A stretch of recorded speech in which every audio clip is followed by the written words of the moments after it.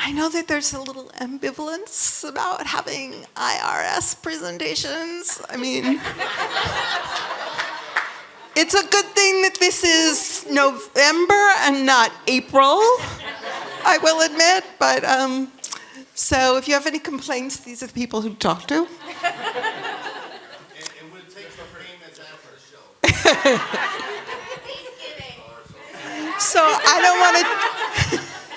don't want to take up any of their time. I thought there's one person listed in the program. So Jeremy, you're it. But we've got a cast of 1,000 here. And we are going to learn about KM. Hey, thank you. I'll be in just 1 second. I'm going to let them do an opening. Okay. Hey, good afternoon. My name is Jason Coffey. I'm part of Knowledge Management and Measurements Group with the Internal Revenue Service. So we wanted to do something a little different before we kicked off our brief. We wanted to add a little spice to it, so we made up a little skit. I just want to introduce the characters prior so you could think about some things. So new employee, Quincy. We have the secretary, Heather. And then we have April, one manager, Adrian as our second manager. So as you watch this skit, think about these things. How are you learning, training, and retaining your employees? So think about this. How you doing? My name is Quincy Travis, and I'm here to see the manager. Hi, Quincy. Go ahead and just take a seat over there. Yes, thank you. 30 minutes goes by, and the employee is still sitting there. Also able to see the manager? Oh, yeah. Let me go check on that for you. All right. Hey, April? Yes. We have got a new hire here looking for a manager. I'm quite busy right now. Could you send him over to Adrian, please? Hey, Adrian. We've got the new hire here. He's looking to be trained this morning. Would you like to help him out? Hi, Heather. I'm busy right now. How about you do it? Okay. I'll go Thank you. take care of that. Thank you. Quincy, do you want to just grab a manual over there and go ahead and sit down and start reading it? Thank you.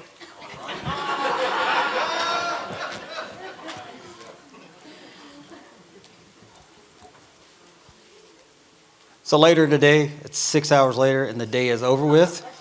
Everyone's about to leave. Ready, Adrian? Yeah. Hey, come on, let's go. Let's get out of here. Yes. Who is this guy? Oh, that's the new hire, Quincy. Oh, where'd he come from?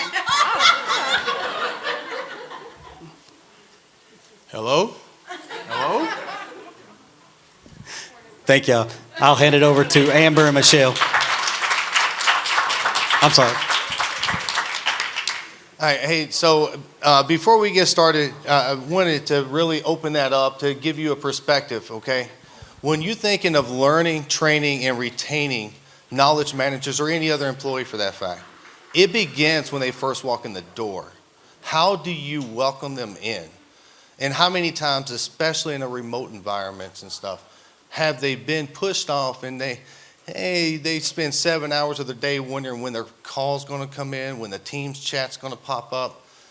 So how are we welcoming them in? Because in order to really train and retain them, it has to start on day one. So some of the stuff that we're going to be talking about is teaching, coaching, and mentoring. And I'm going to hand it off to my team here now to allow Michelle first and Amber here, and they're going to give y'all a good presentation on the teaching, coaching, and mentoring and how that's tied in, how we use that in our knowledge management office and how that's tied into the learning, training, and retaining. Okay? Thanks. Thank you, Jeremy. Thank you, Jeremy. How are y'all doing? Everybody awake? I know you're tired. Maybe Yeah, it was a big full. lunch. Yep. It was a little heavy. Before we get started, we're going to let you know who we are, just real quick. I'm Michelle Oatman. I am the Technical Advisor for Knowledge Management and Measures Office under IRS University in the IRS. And I have 30 years of experience in what we're going to talk about today. I'm Amber Houghton, and I am a communications and quality assurance in the knowledge management area. And I have over 30 years of experience in coaching and mentoring as well, 28 of those in DoD. And part of mine's DoD as well. So you get 60 years of success, mistakes, failures, how we overcame it, and what we're going to share with you today. So what we wanted to do is, everyone's been we've been having a lot of these conversations, and we wanted to be a little more conversational. Are you all right if we sit down? Because the heels are kind of killing by the end of the day. And we thought that would be a little more comfortable with us, if that's okay. So you all have heard a lot about the fast-paced environment through all your briefings all day, right? In today's global business environment, organizations have to adapt, to innovate, to stay competitive. And you heard all about AI, right? AI, and technology. And I'm a technology person, so I love it. But what's our most important resource? Human capital. Human capital, right? So what we want to talk about is the three things we have here today: teaching, coaching, mentoring, how those three concepts go together to help our workforce, and how in the dynamic landscape it's essential for us to rethink our approaches to employee development. So I think that's really something we wanted to hit on. And specifically, Michelle, can you tell me a story about when you experienced something that left a negative impression on you? So I'd like to say in 30 years I didn't have one, but that would be just a flat out lie. Okay, so I recently, in the past 10 years, I was recruited and came onto a position for my skill sets. And when I got there, it was just like this play. I reported to work, I logged on. We are remote most of the time. And I was having to poke for information. Now, I'm a very determined person, so I'm going to find it one way or another. But it didn't make me feel valued. It didn't make me feel like they cared that I was even there, that I had to ask for things that should have been already presented to me upon my entrance. Now, that's my negative experience. What about a positive experience? So I have a great positive experience, if I can share. Yeah. So I was an upcoming senior leader about 15 years ago, and I had a great opportunity to sit down with a senior leader in the Air Force, and I will say that the amount of time and energy that that individual invested in my growth and helping me understand the big picture motivated me to go to the ends of the earth for him and his organization. I mean, there was nothing that I did not think I could not do. And so we want to bring that up because those impressions stay with us, right? So, and it can have long-term effects. So the positive ones and some of the not amazing ones, right, they still stay with us and they can affect our performance. So we want to make sure that when we're talking about teaching and coaching and mentoring and we're investing into our people, the return of investment on that is exponential. It's unquantifiable in my opinion. So we're going to talk about prioritizing the integration of these three concepts. And we're going to kind of hit on them all the way throughout our talk here, our conversation today. So do you want to talk about what we're going to go into? So yeah, I think, when we sit here and we think about the challenges that are presented with, and I'd like to engage in the audience here, how many of you guys have had challenges either attracting or retaining top talent? Y'all can be honest. Be honest, please, right? We can have the managers go like this. Yeah. Okay.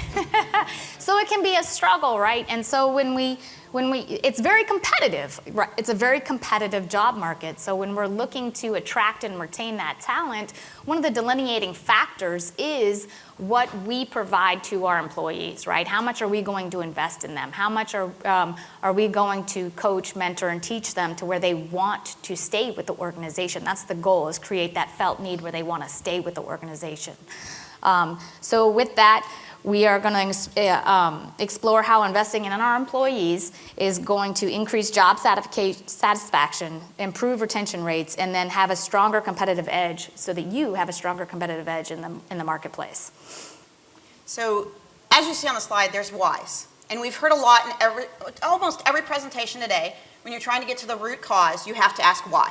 Not one time, like 100 times. Because you have to go to the root of the scenario or what's going on. So how we work in knowledge management, in our knowledge management area, is we integrate common business practices to create a holistic approach to the employee's personal development. Personal development, okay? By utilizing these strategies, we've built a culture in our office that values continuous learning and empowers our workforce to unlock their individual potential. Because individually, they're each different. We have to know how to bring that out. So we're going to talk about the first thing we're going to go to, and we'll get the slides to go. Oh, I got you. I forgot that I added motion in there, so that's on me. Tech. Tech, and I'm the tech person. There you go. But we learn from failure, right? It's your best teacher. So what is teaching? How do we teach? So the first thing that we wanted to start off with was active engagement. And this is where, again, we are focused on our employee and personalized development. So you'll hear this a lot, like one method does not work for everyone. So in order to be able to do that, you want to have active engagement. I'm going to build your slide. No? Yeah, tech. I'm kidding. Yep. Okay. So this will boost overall performance, and then again, when we invest in people, right, they want to stay with us. Typically, they want to stay with us. So how do we do that? Active engagement. So we prioritize individual attention so that we can understand and learn what their individual strengths and areas of improvement are for, and then we can tailor the way forward to them, right? So again, this is not a one-size-fits-all. What works for Scott is not going to work for Quincy, right? So we want to make sure that we're tailoring it to them. And this is essential to create that personalized and deliberate development plan. So again, we always want to tie back to real-world application. And we're big in knowledge management about application, not just talking. What do we do?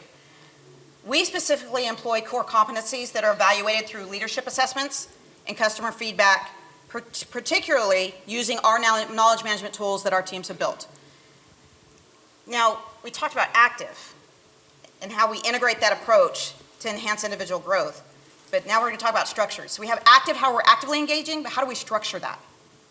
So the cool thing, and I just want to real quick tag on that, the really cool thing about this is not only are you learning about your employees or your team members, but you're inevitably going to learn things about yourself as a leader.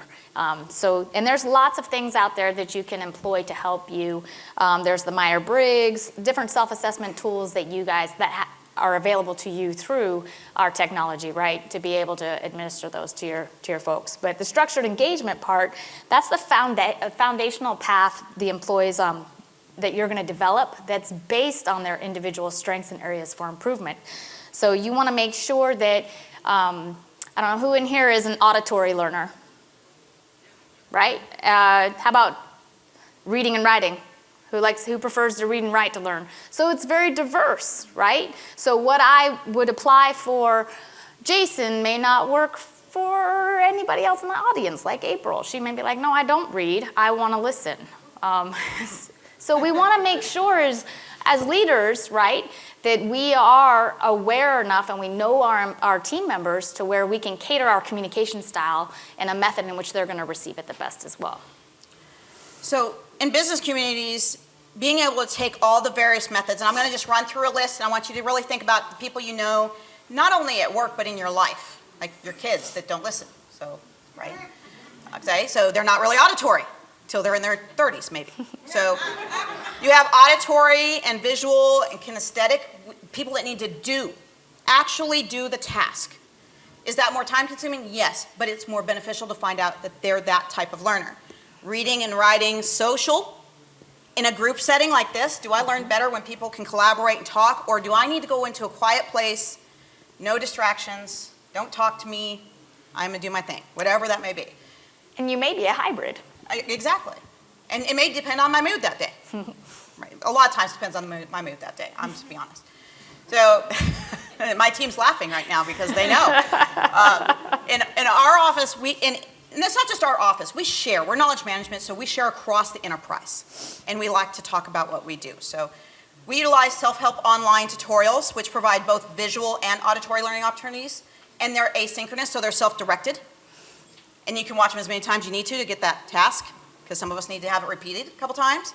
We facilitate communities of practice, which promote social learning and knowledge sharing among our peers. And you've heard communities of practice mentioned throughout this week. You also heard knowledge capture or knowledge centers, community practice, virtual library, things we have that we do within the IRS.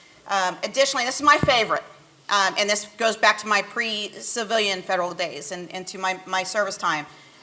Explain, we capitalize on explain, demonstrate, imitate, and practice. Because that supports the kinesthetic learners by providing them the opportunity to apply what they're learning. And that comes in several ways. It could be just us talking through it. It could be a simulated computer program. No, we don't let our new employees get on your taxes and practice.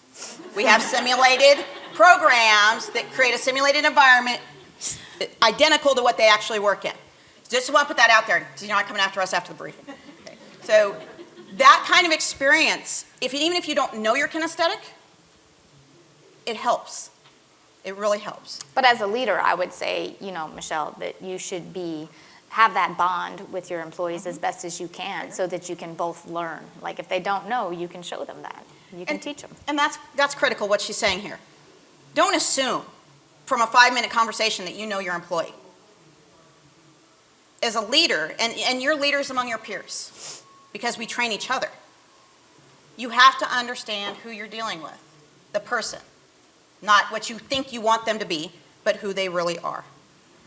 Absolutely. And I think that, to close that piece out, those varied teaching methods, we're going to ensure that our employees can thrive and develop in their own unique learning style, not the one that I am a leader I'm used to, and so I'm going to push it or impose it on you, right? So we want to just be self-aware and in tune with what our employees' needs are. Right, so, we can talk a lot, but do we ever humble ourselves? Do we ever provide, how am I doing? I don't know, Michelle, why don't you provide me feedback on how I'm doing on this brief? I think you're doing beautiful. Oh, thank you. And you look beautiful today, Oh, too. well, you So, do as well. Thank feedback. Positive. Maybe, you need to speak up a little bit. Negative. I mean, I can. You don't want it to, but yes. Yeah. You don't want either of us to. Yep. But I think that brings us to our next one, is the assessment and feedback piece. So your team members need consistent feedback, okay? Not we wait until the end of the evaluation period and we tell you how amazing you were or how not amazing you were, right? Because then they have no room or time to improve on anything. And this whole time, think about it from their perspective, right? This whole time, I think I'm doing great. I am nailing this presentation. And then 6 months later, Jeremy says, no, you never get to speak again in front of a forum, right? So we just want to make sure that feedback is both positive and areas of improvement, and that we're consistently assessing that learning path and going back and saying, okay, we thought this was the path, but maybe we need to adjust it because of this or this, right? So you want to make sure that you're engaged in that process. And again, we know this takes time. And we know as, senior leaders in my previous experiences that I didn't always have that time. But now you have to make a decision. You have to decide, do you want to pay up a little time in the front end, or do you want to pay a lot of time in the back end? You have to make that decision. Ultimately, though, this is going to foster and encourage that environment of knowledge sharing. So you are setting the example for knowledge sharing by being that type of leader with your team. And again, I want to emphasize, because we say leaders, but you're a leader as a peer. Okay, we lead each other, and that's how we should co-lead through our professional experiences. Just a few things that you can utilize to do this and think about is your collaborative platforms and tools where you can provide feedback, your consistent team meetings. That was the first slide, right? Mm-hmm. Constant meetings. Just kidding, Jeremy. Mentorship programs, my personal favorite, mentoring. Training, development initiatives, recognition. We're going to talk about that later. That's huge. And structured feedback. So I want to jump on the leader piece real quick. When I say leader, I mean every individual sitting in this seat, because in some form or fashion, you are a leader. You have that. That is automatic and inherent with who you are, whether you're the leader of your family, whether you're a leader at work, whether you're an informal leader or an appointed leader. Every single one of us has the capacity to be a leader. So again, we like to tell you what we do. So Knowledge Management Measures Office, we promote the use of our community practices a lot. Why? Because we want to facilitate that collaboration. We want communities coming together to share their collective knowledge and experience. It's that question, right? I'm not going to ask the question because I don't want to look like that person. But if you're in a community, we always encourage to ask the question, and then the community learns when you ask the question. You don't know who knows the answer. It may not be me. Just because I'm speaking doesn't mean I know the answer. But we encourage the use of our communities of practice. We want them to bring together their expertise, their collaboration, exchange best practices. Like I said, 60 years of combined experience. Might have a few best practices. But your experience is different than mine, so you might have something that I'm not aware of. So those communities of practice that we promote, when we have 60 plus communities of practice underneath in the service, it helps. So I want to tag on to that too, right? So whoever's leading that community of practice, it is your responsibility to create a safe environment where people feel they can be their genuine selves and speak up. Because if you don't create or cultivate that environment, then you will just be there sitting quietly. Then we're on that meeting, right? Mm-hmm. Anyone have anything to add? And it's worse when we're remote because you can't see the body language. Yeah. So you don't know that somebody's dancing in the back of the room because they need to go to the bathroom and we had them on the phone for an hour. You don't know that somebody's trying to eat. Well, you do know sometimes when somebody's trying to eat when you're first, but I forgot to turn their microphone so, on. right. I'm guilty of it. So for that we're going to transition from the teacher aspect of it into coaching. And so this is similar to if you want to go back to your school days, right? The teacher and the formalized instruction in the classroom, and then if anybody ever played any type of sports, the coaching aspect of that. So I know for me, I played sports, and so the coach was an inherent part of my day and helping me be on the right path to success, not just in athletics, but as a human being. So there's a lot of other aspects to that, but it's very similar to, and you can see the quote by Tony Dungy up there, making people feel empowered and valued. So if I don't feel valued, do you think I'm going to give you 100%? I'm not, probably not. And I'm not even conscious of it either, right? It's just going to be something I subconsciously do. So, right. And then and in addition to that, our whole charge when you take on a coaching role, which I said we're all coaches, is you want to unlock other people's potential. Maybe they don't know they have that potential. A coach doesn't just give you the information. They start to tell you, here's a path to apply that information. Let me help you on the right way. So we like to promote a coaching culture in knowledge management that emphasizes continuous feedback and adaptation.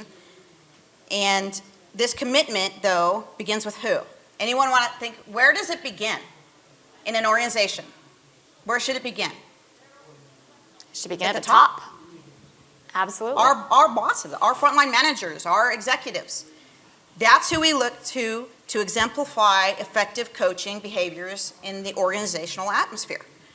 Because if you don't feel it from the top down, it might work on a very small level, but you are more impacting when your leaders are showing you how to do it or what they expect and leading that door open, right? Leading by example. We've all heard that since we were yay big, which was only a couple years ago for me. Both of us. So to support this, we in both knowledge management and the entire IRS invest in leadership training. It's out there in all your organizations. It's not just the federal government. Every organization should be investing in leadership training. Coaching skills workshops, a variety of different learning opportunities that are ongoing. If we're not continually providing access to opportunities, we cannot be mad when things do not happen in our organization. So some of that plays back to also giving, we have 360-degree feedback programs, so that means that's from everywhere. Amber gives me feedback, Jeremy gives me feedback, Wilma's giving me feedback, April, my peers, Jason, Heather, they give feedback all the way around. And it should be a very open, safe environment to do that. Michelle, you did really bad. That was horrible. Of course, know me and know that I'm not going to take any personal side to that, but we initiate that. We talk about it all the time in our organization.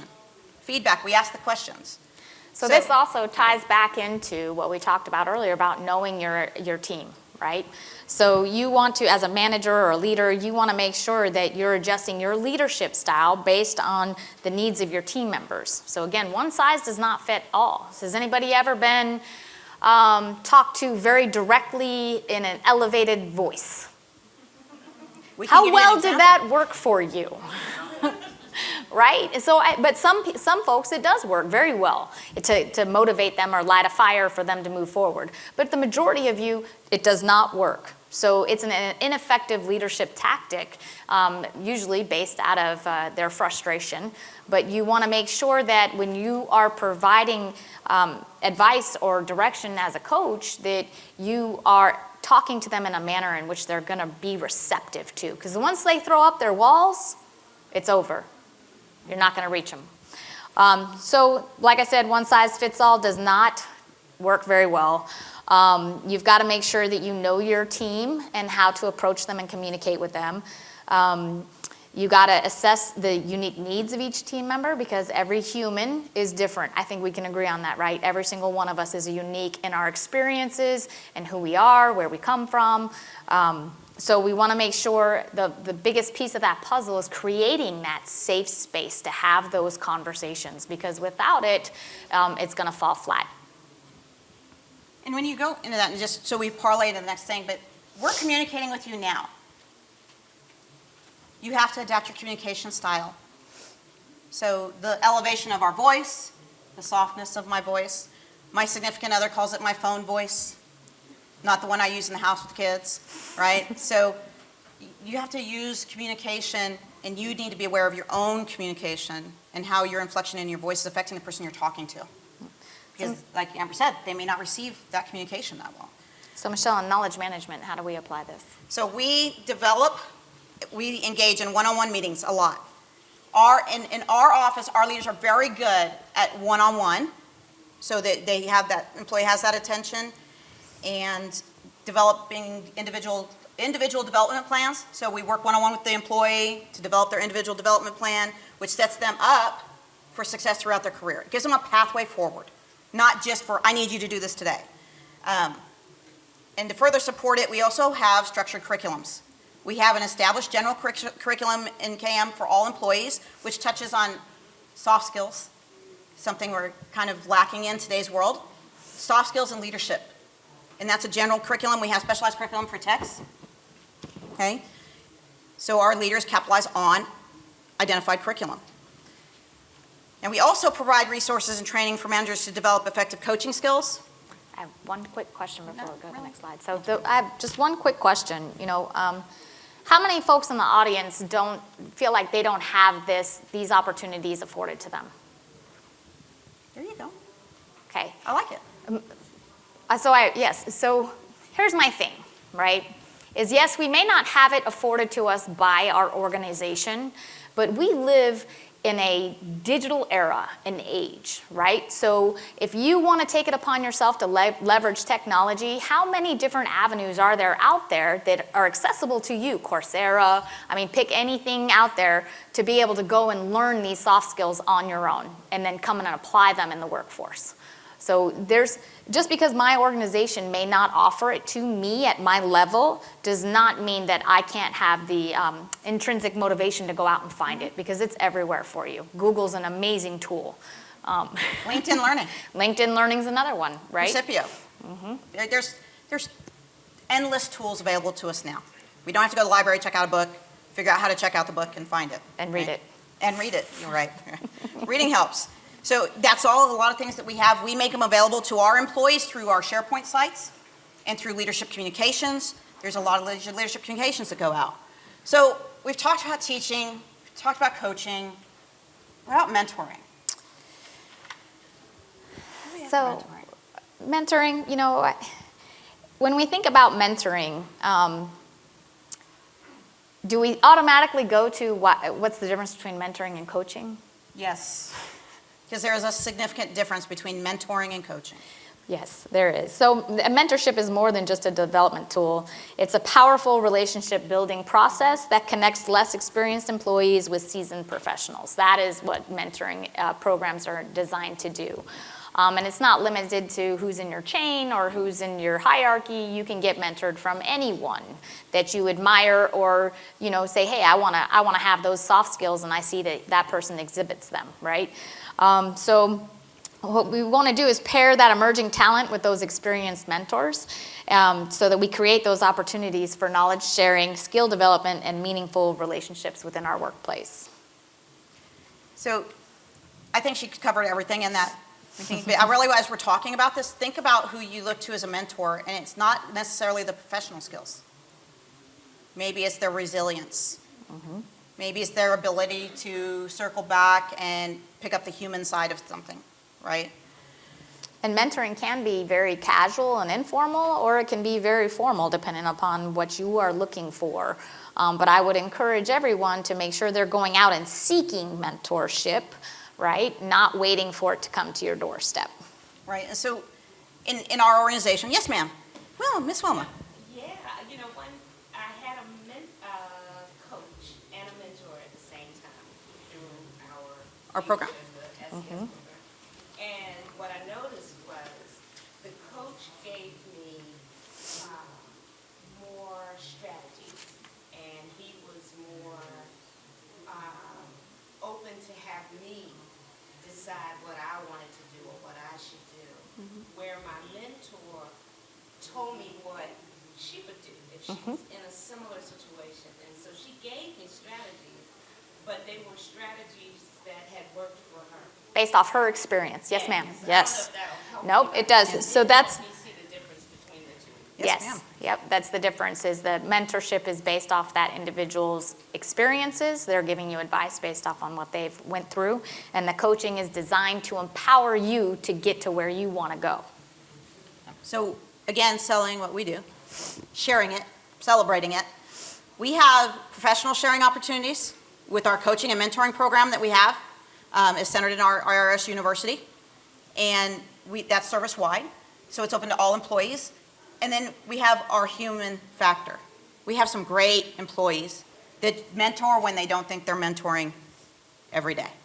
We're very proactive, and that's the key word. Mentoring is proactive, not reactive. So, but we're not going to talk about just like the X's and O's, the official black and white. What are the feel-goods, the warm fuzzies? So part of mentoring is we want to do the guidance and support and recognizing and celebrating employees' accomplishments, right? And that does a majority of things for us, but think about how it makes you feel as an individual when your hard worked effort is recognized by those around you, right? I don't know about you guys, but that motivates me to work harder. Does it motivate you to work harder? Or are you like, oh, I'm done, I reached it, I'm out. I'm not going to do anything else today because Little mic drop at the end of the day. So really, we want to make sure that we are acknowledging their successes when we have mentees. We want to acknowledge what their successes look like. And so in knowledge management, how do we do that? We love to celebrate our employees because they're our most precious jewels. So we do that through KM shout-outs, and that's also not just our employees, that's our customers. We have great partners. There's a couple in the audience right here. Yay. Yeah. And we do formal and informal recognition. We have employee spotlights. We do team celebrations. Sometimes they're silly, really silly. We have milestone acknowledgments, even though some of us don't want to say the milestone year because it dates us. And we encourage a lot peer-to-peer recognition. It is critical to have peer-to-peer recognitions. And integrating this into our organization has fostered a culture of appreciation and encouragement. So we've talked about celebrating the employees, but how do we, as leaders, cultivate the growth mindset now? So personalizing and fostering that relationships that allow for that personal and professional growth through mentoring, right? So as a leader, I may not be the best mentor for some of the folks in my team, right? And that is okay. That is okay. And I think more leaders need to take a look in the mirror and recognize that that's okay. And if I don't meet the needs and I see or I feel like you don't want to come to me for any form or for any reason, doesn't matter why, right? Then I'm going to go out, I'm going to have a sit down with you and I'm going to have a conversation with you to see what your needs are. And then I'm going to use my network and I'm going to go find a mentor that is more in line with what you're looking for. Because the whole goal here is not, ooh, look at me, I'm your mentor. It is to find someone who is going to help you grow, right? And if you don't feel safe with me for any reason, doesn't matter. We might not like the same football team. I don't know. But I need to go out and find that for you so that you can continue to grow as not just an employee, right, but as a human. And key to that is a word that we need to really think about daily, trust. Mm-hmm. How do I build that trust from the highest levels down and from the lowest levels up and sideways, two ways to Sunday? How do I build trust? You want to encourage there's the word actively encourage opportunities, shadowing, observational learning, lots of things we can do. That's how we've expanded our efforts where we're at. So moving on, we want to kind of wrap this up and have you guys really take a moment to just kind of reflect on what kind of leader you are. Yes. So some of those key questions to consider. Are you effectively providing the right level of attention to your employees' development? Can you honestly say, all personal differences aside, that you are providing that for every member of your team? How adaptable are you in your leadership style and approach? Do you take constructive criticism well? Do you provide mentorship or coaching and teaching opportunities for your team members? And then how are you staying in touch with those employees' needs? And so we'd really like to take just a couple minutes to see if anybody in the audience would like to share a story of self-reflection. Bueller? Bueller. You know what? I will. I will. So when I was younger, I had an airman come up to me and tell me that I was not approachable. And that kind of hit me hard. I was like, man, I try so hard, right?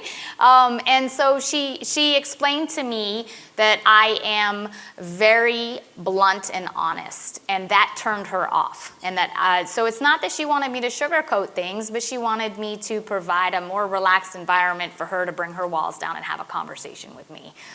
So it took me a minute. I had to swallow some pride and push my ego to the side and get to a different place. But we all have those moments. And if you have an employee that is standoff or a team member that's standoffish, I encourage you to have an open, vulnerable discussion. And you are the one that has to lead the way with vulnerability. Don't expect them to. You have to lead the way. So as a leader, that's we want you guys to take a moment and just think about that for your self-reflection and ponder on it and think about what you can do when you roll back into work to help get your employees to engage with you in a meaningful way. So I'm just going to go ahead and get up to the left slide here. There's a lot of movement here. Everything we've talked about today impacts your professional development strategy. Everything we've touched on. So areas of coaching, teaching, mentoring, tailoring professional development to the individual, not the collective. I'm going to keep going. As you see all these things coming into play here, we've talked about this. Goal-oriented focus, supportive accountability. They're not just accountable, you need to be accountable as a leader. You need to be accountable. Developmental feedback, it can't all be negative, it can't all be positive. It has to be both. Do we share our knowledge? We're not hoarders. I'm leaving after my 30 years. Good luck. And I knew that. Guidance and support in professional development. All of this together provides you with that triangle. A solid foundation in your organization, a solid professional development strategy. So just from my perspective in closing, as a leader, we want to make sure that we are genuine. If you are not genuine and vulnerable, none of this is going to work for you. I just want to throw that out there because people will catch on that they're not getting that warm, fuzzy feeling inside from you, and they're going to back off. So you have to make sure that you're being genuine with your engagement. And again, you're investing in them, and that's going to pay dividends to you and to the team and to the organization.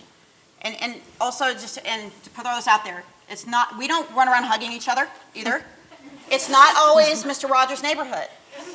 Balance it out, okay? You can have both the best of both worlds and be a very solid organization. So, as you can see, our contact here, and I just want to thank you, and especially to those who raised your hands. And, you know, I don't feel valued, I feel lost. And then for those leaders who are here with us today, I do want to say that it's not just us that did this. So Right. I know we're running out of time here, so I'm going to stand up, and that's not much of a difference, but I would like to acknowledge the fact that we are a team. So our Knowledge Management and Measures Office team collectively, you saw our skit, everyone had input to this. Could you all stand up so they can see our entire team is here? I gotcha.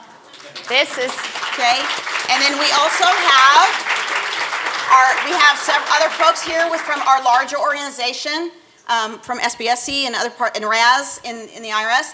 And we have two of our leaders here we're very happy to see, Miss Wilma Robinson and Miss Kirsten Austin. This is our Chief Learning Officers. And thank you. So we wouldn't be able to do what we do, right, without the support of everyone. And when she talks about those business units that we have, those are our customers. So we truly embrace that collaborative network and effort that we have.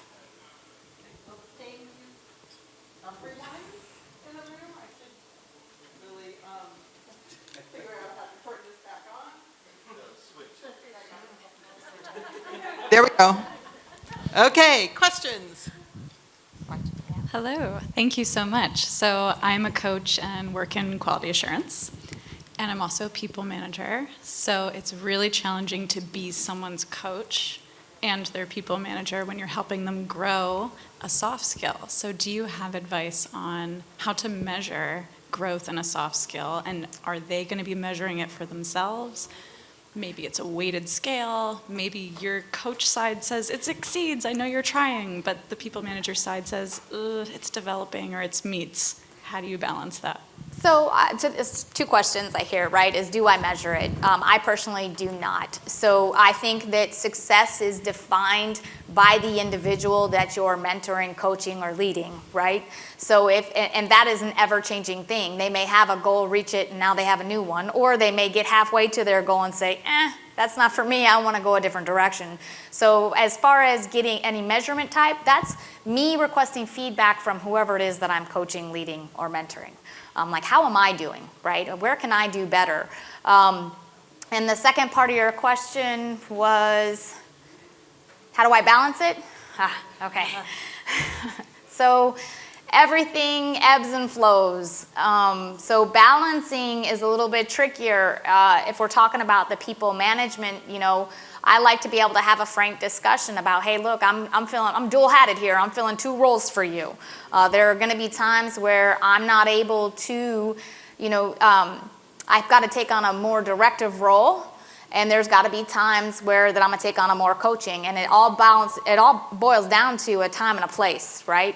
So as long as we're on the same page with that, and I've been very clear and concise in explaining that to them, there's usually not a lot of ambiguity in that. It works out pretty decently, in my experience. I agree with that.